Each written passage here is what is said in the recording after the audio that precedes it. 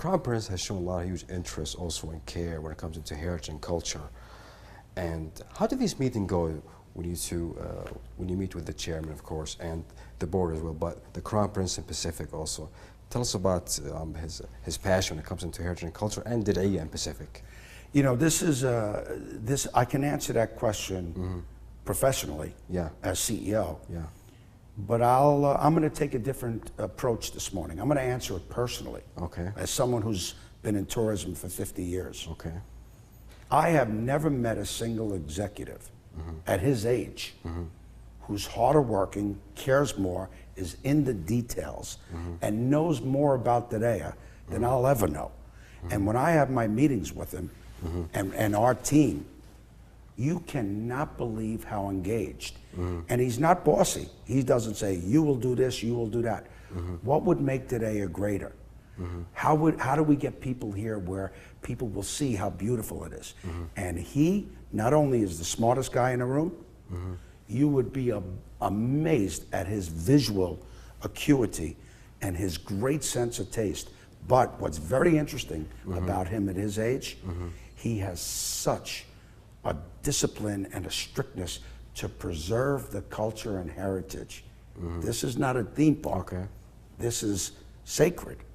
And he is so dedicated to that. All of us, when we sit at a table and listen to him talk, you should see the notes because he's a genius. I mean, he's thoughtful and he's kind and he listens. What do you think? What do you think? So he's an extraordinary human being and he's an extraordinary head of state. Yes. Well, the vision is that of His Majesty's and the Crown Prince, and here's what it is. The birthplace of the Kingdom of Saudi Arabia, and in fact the birthplace of the Arabian Peninsula, is Dir'iyya. Okay. That's holy, that's sacred, that's not a theme park. True. Dir'iyya is to the kingdom what the Acropolis is to the Greeks, what the Colosseum is to the Romans, what Machu Picchu is to the Peruvians. This is the birthplace of a civilization. True. So now what happened is that 25 years ago, in his vision, when he was governor of Riyadh, His Majesty the King said, our birthplace has to be restored.